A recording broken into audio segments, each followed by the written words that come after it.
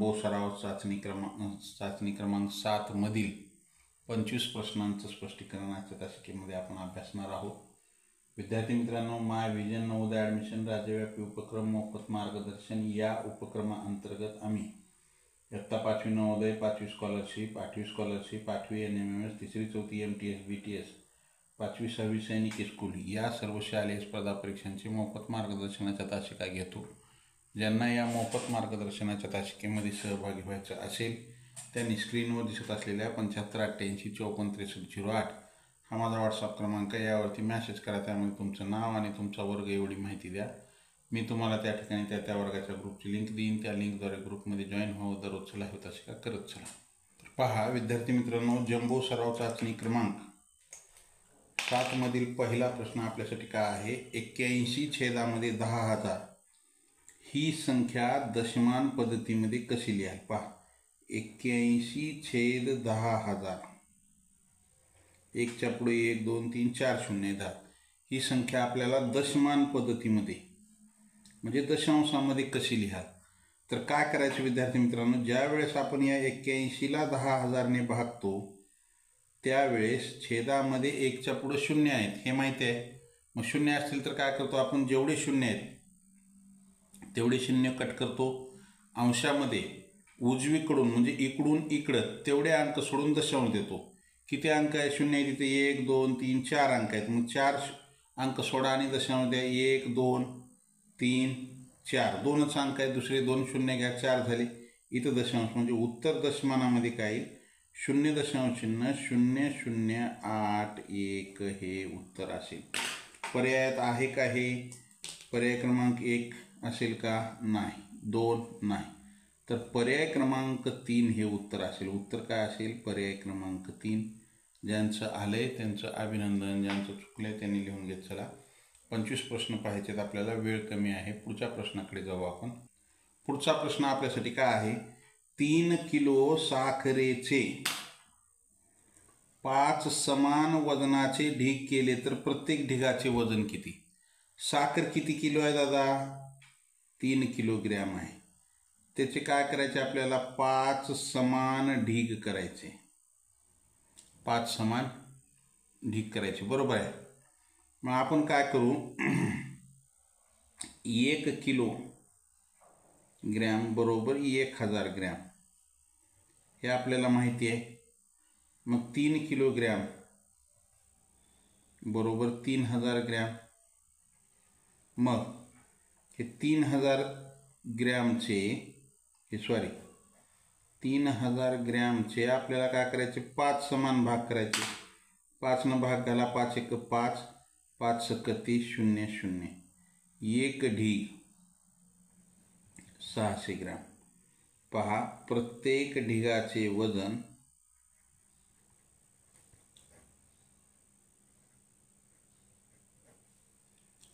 600 gram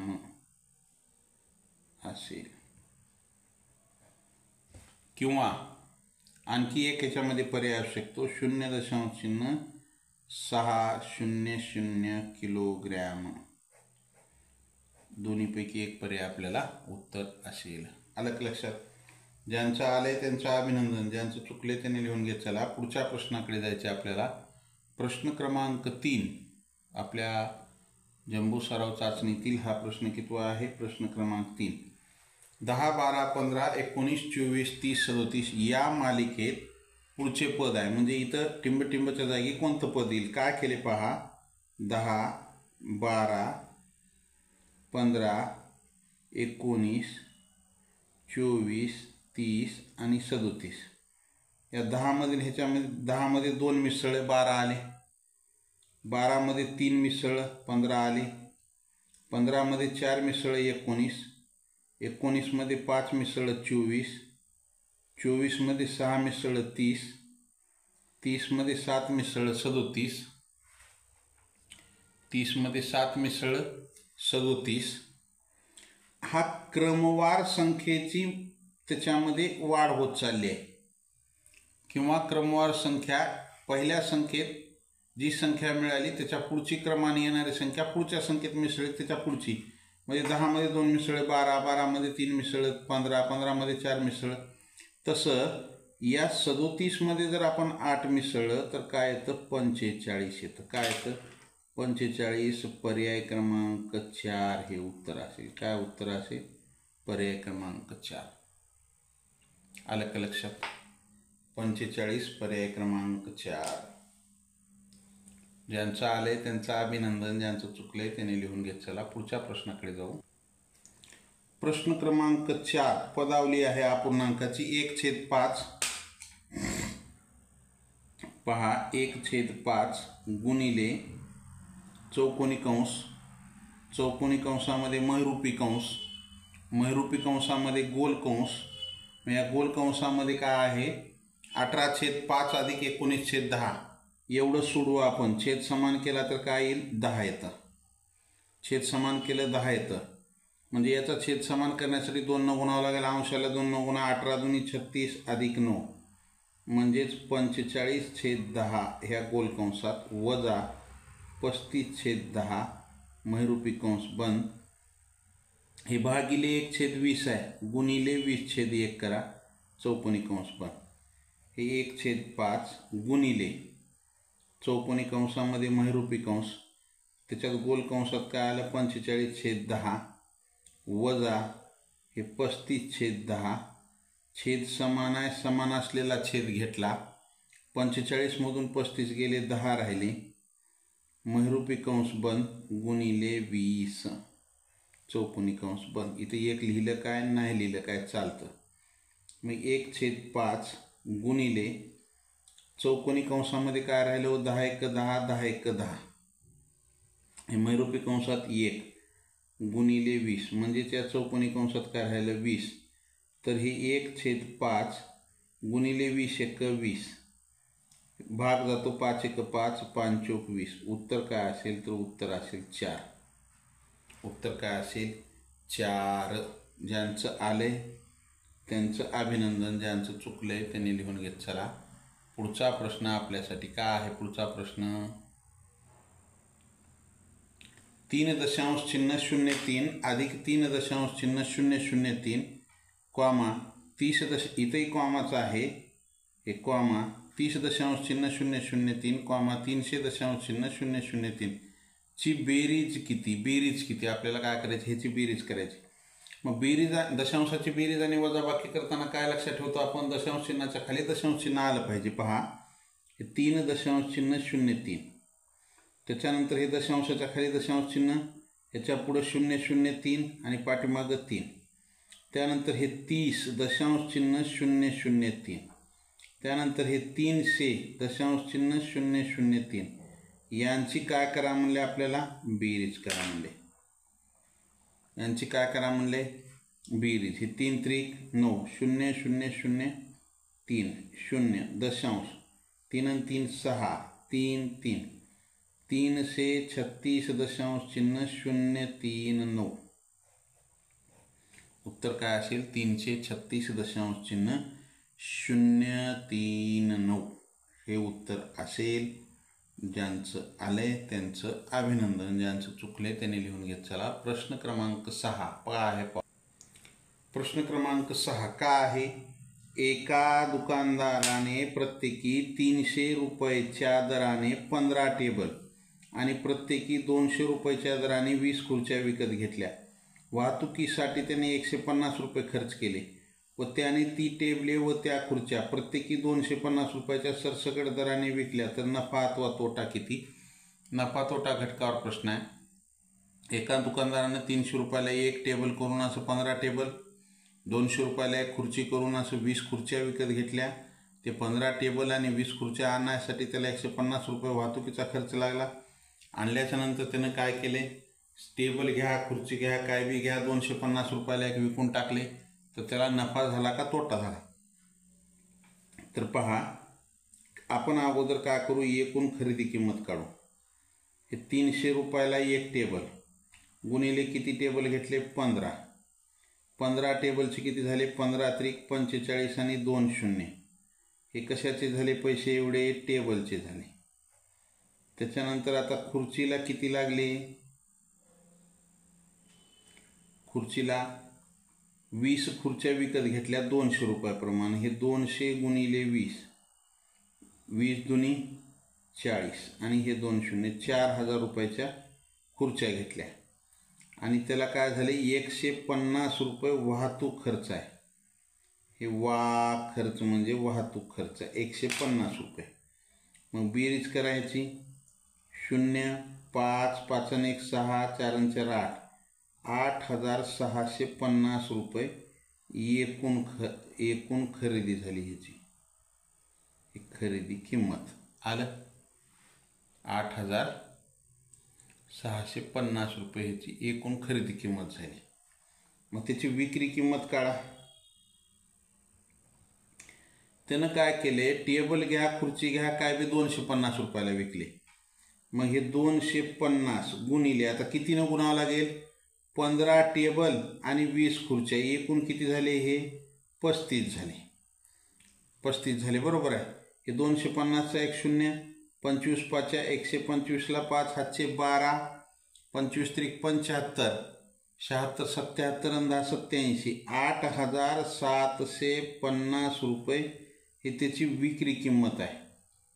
मग आता मला सांगा, विक्री किंमत 8750 आहे, खरेदी 8650 आहे.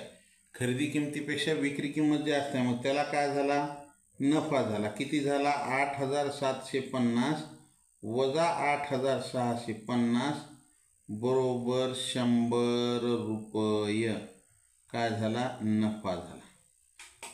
100 रुपये काय झाला, नफा झाला. आलं का लक्षात. अशा प्रकारे हा प्रश्न सोडवायचा. पुढच्या प्रश्नाकडे जाऊ. प्रश्न क्रमांक 7. काय होता प्रश्न क्रमांक 7 आपल्याला परीक्षेमध्ये, पहा. एका गुराख्याकडे काही गायी आहेत, त्यापैकी 3/8 गायी गोट्यात, 1/3 गायी पाणी पिण्यासाठी पाणवट्यावर गेल्या आहेत. उरलेल्या 28 गायी चरत आहेत. तर एकूण गायी किती, पहा. 3/8 गायी कुठं येतात, गोट्यात येतात. 1/3 गायी कुठं, पाणी पिण्यासाठी पाणवट्यावर, आणि उरलेल्या 28 गायी चरत आहेत. तर एकूण गायी किती, पहा. काय करा, पाणवठ्यावर अधिक गोट्यात हे अपूर्णांकात दिले, ह्यांची बेरीज करा. 3/8 अधिक 1/3 बरोबर काय येईल, 8 त्रिक 24, तिरकस गुणाकार करा, 3 त्रिक 9 अधिक 8 एक 8, 17/24, 17/24. मग 24 समान भागापैकी 17 भाग काय झाले, तर गायी पाणवठ्यावर अधिक गोट्यात येतात, बरोबर आहे. मग शिल्लक भाग 24 वजा 17 बरोबर 7 भाग. हे काय झाले, आता 28 गायी चरत येतात. एवढे 7 भाग किंवा 28 गायी काय येतात, चरत येतात, बरोबर आहे. मग 7 भाग बरोबर 28. तर एकूण गायीचे काढले, एकूण भाग किती येतं, 24 भाग आहेत. एकूण 24 भाग बरोबर प्रश्नार्थक चिन्ह 24 गुणिले 28 भागिले 7, 7 एक 7, 7 चोक 28, 24 चोक 96 गायी काय येतात. आता सध्या तिथं गायी 96 गायी होत्या. एकूण गायी किती, 96 गायी. एकूण गायी किती येतात, तिथं 96 गायी आहेत. हे उत्तर असेल आपलं. आलं का लक्षात. ज्यांचं आले त्यांचं अभिनंदन. Like, share and subscribe. Like करा, नवीन असाल जरूर सबस्क्राईब करा. पुढच्या प्रश्नाकडे जाऊ आपण. पुढचा प्रश्न आपल्यासाठी काय आहे, 8वा प्रश्न. एका संख्येचे वर्गमूळ 25 आहे, तर त्या संख्येचे दुप्पट कोणती. एक संख्या आहे, ती संख्या चे वर्गमूळ 25 आहे. एक संख्या आहे, त्या संख्येचं वर्गमूळ 25 आहे. तर त्या संख्येची दुप्पट कोणती? तर पहा, मग याचा अर्थ काय झाला? 25चा वर्ग म्हणजे 625चे हे वर्गमूळ आहे. मग या 625चे दुप्पट 625 गुणिले 2 बेस 5 10 0 हाच्याला बेदुनी 4 आणि 1 5 बेसकम 12 1250 हे उत्तर असेल. 25चा वर्ग किती आहे? 625. मग त्याची दुप्पट म्हणले त्या संख्येची दुप्पट, किंवा 625चं वर्गमूळ 25 आलं. ज्यांचं आले त्यांचं अभिनंदन, ज्यांचं चुकले त्यांनी लिहून घेत चला. पुढच्या प्रश्नाकडे जायचं आहे आपल्याला. पुढचा प्रश्न आपल्यासाठी काय आहे? एक वस्तू 360 रुपयाला विकल्यामुळे शेकडा 20 रुपये नफा होतो, तर त्या वस्तूची खरेदी किंमत किती? पहा, इथं काय दिले? त्या वस्तूची विक्री किंमत दिले 360ला, विकल्याच्या नंतर त्याला शेकडा 20 रुपये नफा होतो, तर वस्तूची खरेदी किंमत किती? एकदम सोपा प्रश्न आहे. पहा, खरेदी किंमत त्याची 100 रुपये आहे. त्याला नफा किती होते? 100ला नफा 20 म्हणजे 20% नफा. मग त्याची विक्री किंमत किती आली? आता नफा घेऊन विकते म्हणजे त्यानं घेतलेल्या किमतीपेक्षा जास्त रुपयाला विकते, बरोबर आहे. 120 रुपये विक्री किंमत झाली. मग 360 रुपये विक्री किंमत असताना खरेदी किंमत किती? तिरकस गुणाकार करा. 100 गुणिले 360 भागिले 120. हे 0 कटला, हे कटला, 12 1 12 12 त्रिक 36. 300 रुपये खरेदी किंमत आहे. 20% नफा घेऊन 360 रुपयाला विकली. आलं का लक्षात? ज्यांचं आले त्यांचं अभिनंदन. पुढच्या प्रश्नाकडे जाऊ. प्रश्न क्रमांक 10.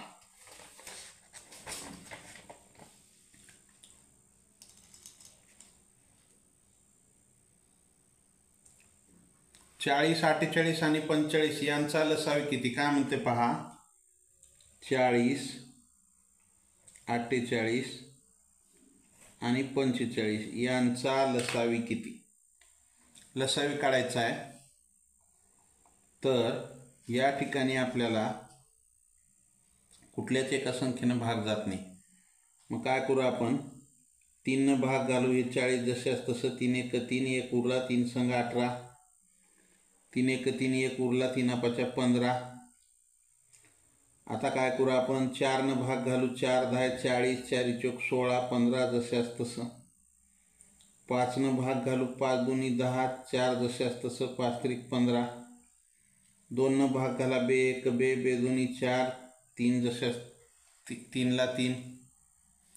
मग लसावी काय आला? लसावी बरोबर 3 गुणिले 4 गुणिले 5 गुणिले 2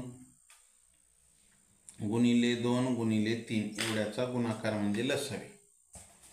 करा गुणाकार. 3 दुनी 6, 6 दुनी 12, 12 पंचे 60 आणि या दोघाचा 3 चौक 12, 12 गुणिले 60 म्हणजे 12 सकम 72, 720. पर्याय क्रमांक 3 हे उत्तर असेल. काय असेल उत्तर? पर्याय क्रमांक 3. ज्यांचं आलंय त्यांचं अभिनंदन, ज्यांचं चुकलंय त्यांनी लिहून घेत चला. प्रश्न क्रमांक 11.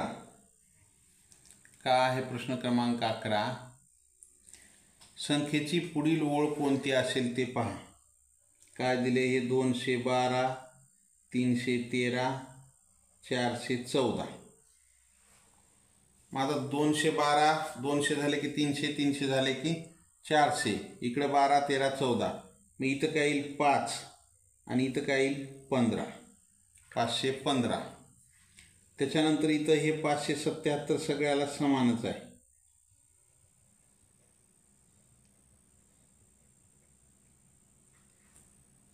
सॉरी 577 समानच आहे. पुढं काय केले? हे 121, 131, 141 म्हणजे हे 121 10 वाढले 131, पुन्हा 10 141, पुन्हा 10 वाढलं तर 151. म्हणजे काय येईल, ही ओळ येईल 515, 577, 551, 515. इथं आहे का, नाही, इथं आहे 515, 577 पाहिजे, 515. पर्याय क्रमांक 3 हे उत्तर असेल. उत्तर काय असेल, पर्याय क्रमांक 3. आलं का लक्षात? 515, 577, 151. आलं का लक्षात? ज्यांचं आले त्यांचं अभिनंदन, ज्यांचं चुकले त्यांनी लिहून घेत चला. पुढच्या प्रश्नाकडे जाऊ आपण. प्रश्न क्रमांक 12. प्रश्न काय आहे पहा.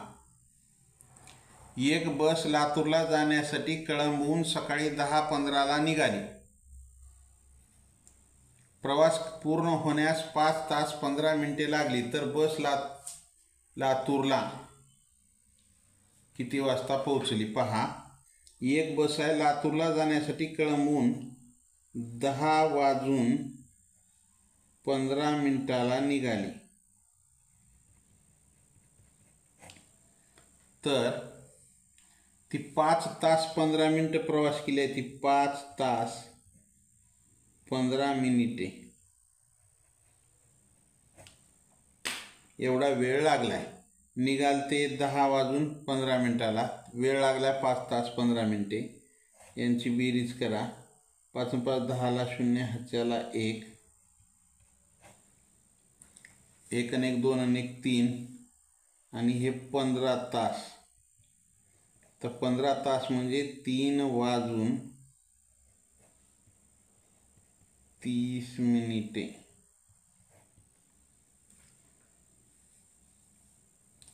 दुपारी 3:30 पर्याय क्रमांक 4 हे उत्तर येईल. उत्तर काय असेल? पर्याय क्रमांक 4. आलं? ज्यांचं आले त्यांचं अभिनंदन, ज्यांचं चुकले त्यांनी लिहून घेत चला.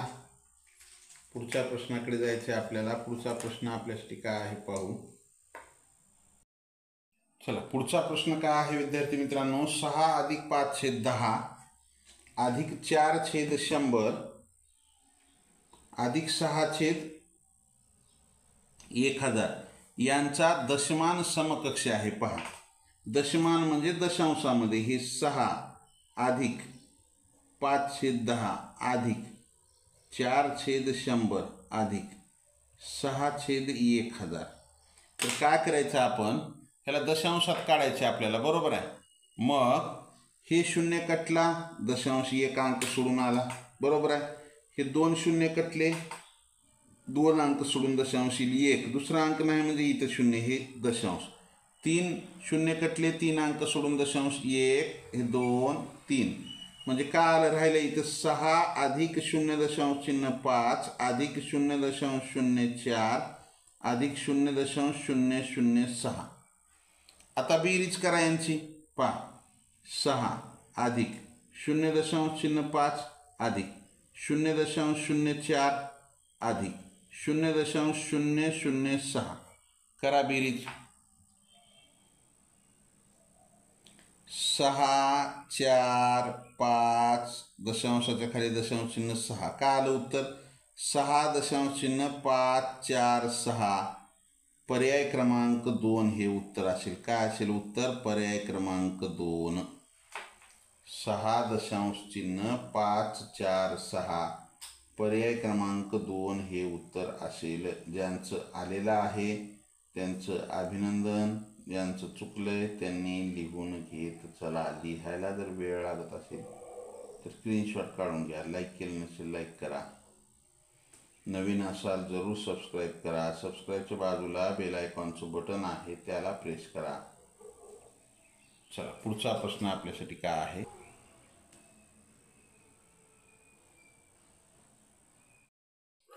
पहा, 4 5 0 आणि 2 या अंकापासून तयार होणारी सर्वात लहान संख्या. आपल्याला काय विचारले? लहान संख्या. अंक काय दिले? 4, 5, 0, 2 या अंकापासून तयार होणारी लहान संख्या. मग आता लहान संख्या, सोपा प्रश्न आहे. लहान संख्या तयार करायचे म्हणजे लहान अंक कोणता आहे? शून्य. शून्य अगोदर घेतो का? नाही. त्याच्या पुढचा घ्या 2, 2 0, त्याच्यापेक्षा थोडा मोठा 4 आणि 5, म्हणजे 2045 ही लहान संख्या तयार होईल. लहान संख्या काय तयार झाली तर 2045 आलं. ज्यांचं आलंय त्यांचं अभिनंदन, ज्यांचं चुकलंय त्यांनी लिहून घेत चला. पुढचा प्रश्न. पुढचा प्रश्न काय आहे? एक शर्ट 25% नफा मिळवून 5,000 रुपयाला विकला गेला तर त्या शर्टची खरेदी किंमत किती? पहा प्रश्न काय म्हणते, एक शर्ट 25% नफा. आता या 25% नफाचा अर्थ काय होतो? 100 रुपयाला 25 रुपये नफा. 100 रुपयाला 25 रुपये नफा, 25% नफ्याचा अर्थ. बरोबर आहे. मग आपण असं लिहू शकतो ह्याची खरेदी किंमत जर 100 रुपये असेल तर विक्री किंमत किती असेल? हो 125, कारण की 100 रुपयाला 25 रुपये नफा घेतले आहे ना. मग ह्याची विक्री किंमत जर 5,000 असेल तर खरेदी किंमत किती? त्रैराशिक मांडणी करा, तिरकस गुणाकार करा. 100 गुणिले 5,000, हे 100 गुणिले 5,000 भागिले 125, हे भागिलेमध्ये आलं. 25 पाच्या 125, 25 चोक 100, 5 न गुणा 5 एक 5, 5 एक 5, 0 0 0. तर काय आलं? 4 गुणिले 1000 म्हणजेच 4,000 रुपये ह्याची खरेदी किंमत असेल. 4,000 रुपये ह्याची खरेदी किंमत असेल. आलं का लक्षात? ज्यांचं आलंय त्यांचं अभिनंदन, ज्यांचं चुकलंय त्यांनी लिहून घेत चला. पुढच्या प्रश्नाकडे जाऊ आपण. पुढचा प्रश्न काय आहे? रवीने सकाळी 11:50 वाजता आपल्या घराचे चित्र. रवीने काय केले? सकाळी 11:50 वाजता आपल्या घराचे चित्र काढण्यास सुरुवात केली. त्याने दुपारी 12:10 वाजता चित्र पूर्ण केले तर चित्र काढण्यास एकूण किती वेळ लागला? पहा. रवीने काय केले? 11:50 सुरुवात केली आणि 12:10 संपले त्याचं चित्र. त्याचा शेवट झाला चित्राचा. बरोबर आहे, सुरुवात शेवट. तर एकूण किती वेळ? तर पहा, हे 12:10 वजा 11:50 20 मिनिटाचा वेळ होते. तरी पण आपण इथं काढू. या 10 मधून 50 जात नाही, इकडला एक घेतला. हे 12 काय आहे? तास आहे. मी 1 तास इकडं घेतला, त्या तासाचे झाले 60 मिनिट. हे इकडं घेतला म्हणजे हे 60 मिनिट, इथं राहिले 11. मग हे किती झाले? दोन्ही मिळून 70 मिनिटे. मग 70 मिनिटामधून 50 मिनिटं गेले, 20 मिनिटे राहिली आणि 11 गेले 0, म्हणजे 20 मिनिटे एवढा वेळ लागला. तोंडी सुद्धा काढता येते आपल्याला. पर्याय क्रमांक 4 हे उत्तर असेल. उत्तर काय असेल? पर्याय क्रमांक 4, 20 मिनिटे एवढा वेळ लागलेला आहे. आलं का लक्षात? ज्यांचं आलंय त्यांचं अभिनंदन, ज्यांचं चुकलंय त्यांनी लिहून घेत चला. लिहायला जर वेळ लागत असेल तर स्क्रीनशॉट काढून घ्या. पुढच्या प्रश्नाकडे जायचं आहे आपल्याला. पुढचा प्रश्न आपल्यासाठी काय आहे पाहू. पहा, पुढचा प्रश्न काय आहे? 450 गुणिले 45 बरोबर 20,250. तर 20.250 भागिले 4.5चा भागाकार किती? पहा, 450 गुणिले 45 बरोबर 20,250. तर 20.250 भागिले 4.5. आता या ठिकाणी पहा काय केले. हे 20 आपण दशांश चिन्ह नाही असं समजा. 20,002 या 450ला 45 गुणलं तर गुणाकार 20,250 आला. मग हे 20,250ला 45 भागलं तर उत्तर काय येणार आहे? हे 20.250ला या 45 भागले. या दोन संख्याच्या गुणाकारापैकी एका संख्येनं गुणाकाराला उत्तराला भागलेला आहे. मग उत्तर काय येईल? ही दुसरी संख्या येईल 450. मग आता या 450 येणार म्हणजे नेमकं या ठिकाणी आपल्याला काय करावं लागणार आहे की त्याचं दशांश चिन्ह कुठं द्यायचं हे आपल्याला पाहावं लागणार आहे. हे 4.5. आता नेमकं दशांश चिन्ह त्याचं कुठं येईल हे आपल्याला पाहायचं आहे. तर काय केलेलं आहे पहा, इथं दशांशाच्या पुढे किती अंक आहे, तो 3 अंक आहेत. इथं किती आहे, 1 अंक आहे. मग 3 अंक आणि 1 अंक त्याची वजाबाकी करा, किती येते, 2 अंक. मग 2 अंक सोडून दशांश द्या, म्हणजे 4.5 हे उत्तर येते. 4.5 पर्याय क्रमांक 4 हे उत्तर असेल. आलं का लक्षात? चला पुढचा प्रश्न आपल्यासाठी काय आहे, किसनची 24 दिवसाची मजुरी 1920 रुपये आहे, तर त्याची 18 दिवसाची मजुरी किती? पहा, किसनची 24 दिवसाची या ठिकाणी काय केलेली आहे, मजुरी दिली आहे. किती दिली आहे मजुरी किसनची, 1920. तर 18 दिवसाची मजुरी किती? एकदम सोपा प्रश्न आहे बाळांनो, एकदम सोपा प्रश्न आहे. काय करायचं या ठिकाणी आपल्याला, तर त्या किसनची मजुरी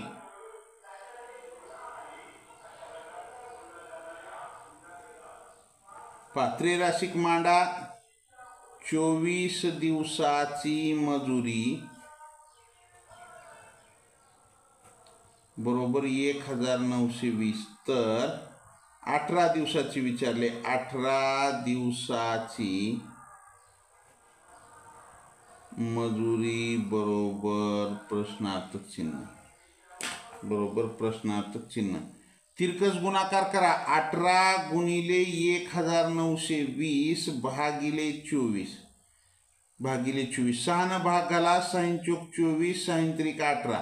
4 न भाग जातो, 4 एक 4, 4 चोक 16. 19 मधून 16 गेले, 3 उरले, पुढे 2 आहे, 32 झाले. 4 8 32 0, 3 0 0, 3 8 24 ला 4, हातचे 2, 3 चोक 12 आणि 2 14. 1440 रुपये. 1440 रुपये पर्याय क्रमांक 2 हे उत्तर असेल. उत्तर काय असेल, पर्याय क्रमांक 2. आलं लक्षात? ज्यांचं आलंय त्यांचं अभिनंदन, ज्यांचं चुकलंय त्यांनी लिहून घेत चला.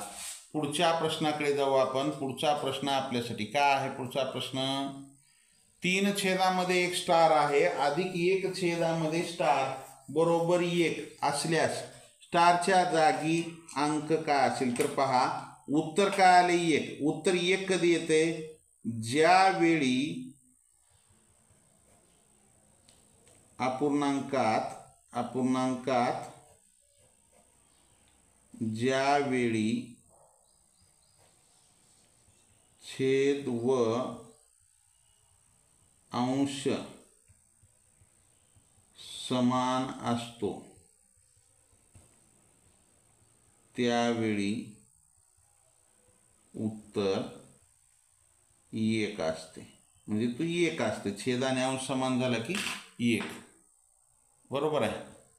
पहा कसा, आता आपण जर उदाहरणादाखल जर घेतलं, 5/5, 5 एक 5, 5 एक 5, काय आलं 1. तसं इथं 1 आलंय.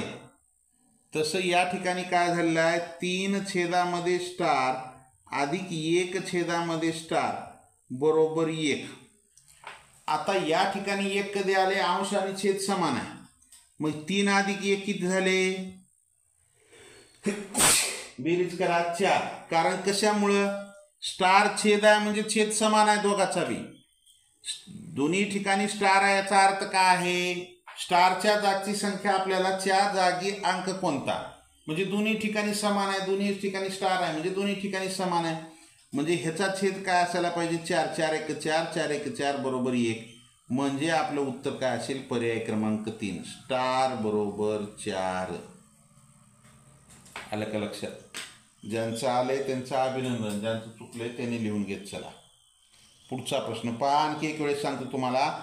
जर आपण हे 3 स्टारच्या जागी 4 घेतलं अधिक 1 स्टारच्या जागी 4 घेतलं, छेद समान आहे, समान असलेला छेद घेतला 4, अंशांशाची बेरीज करा, 3 आणि 1 4, 1 1. उत्तर काय आलं, 1. आलं. चला पुढचा प्रश्न आपल्यासाठी काय आहे पाहू. प्रश्न क्रमांक 20, 10,675 या संख्यातील स्थानीय मूल्य सर्वात कमी असलेला अंक कोणता? पहा, 10,675 या संख्येतील स्थानीय मूल्य स्थानीय मूल्य ह्याचा अर्थ काय होतो? स्थानिक किंमत. मूल्य म्हणजे किंमत, त्याचा अर्थ काय होतो? स्थानिक किंमत. मग आता या 5ची स्थानिक किंमत किती झाली? 5. 7ची काय झाली? 70. 6ची काय झाली? 600. शून्य कोणत्याही स्थानी असलं तर 0 आणि 1ची काय झाली तर 10,000.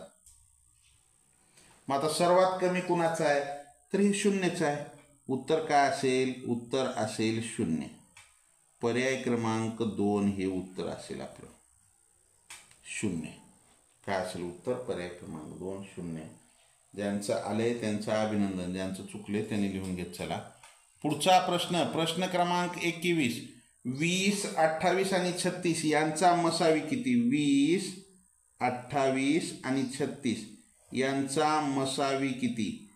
4 पंचे 20, 4 सत्ता 28, 4 नम 36. आता 5, 7 मूळ संख्या आहे, 9 कशाने भाग जाते का नाही?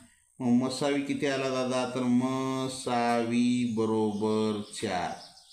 मसावी बरोबर 4. पर्याय क्रमांक 4 हे उत्तर असेल. मसावी बरोबर 4. पर्याय क्रमांक 4 आलं. ज्यांचं आलंय त्यांचं अभिनंदन, ज्यांचं चुकलंय त्यांनी लिहून घेत चला. लिहायला जर वेळ लागत असेल तर स्क्रीनशॉट काढून घेत चला. पुढच्या प्रश्नाकडे जाऊ आपण. 447चा सर्वात मोठा विभाजक कोणता?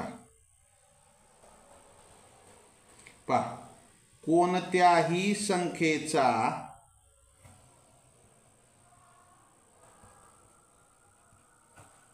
सर्वात लहान विभाजक 1 असतो व सर्वात मोठा विभाजक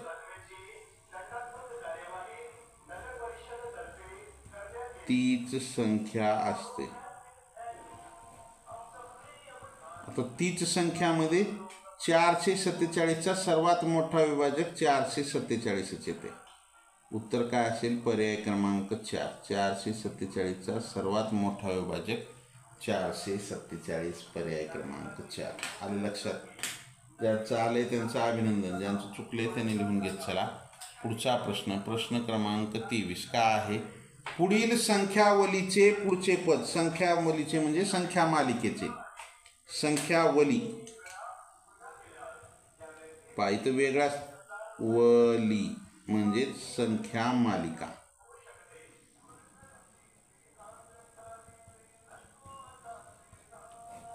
संख्यावलीचे म्हणजे संख्या मालिकेचे.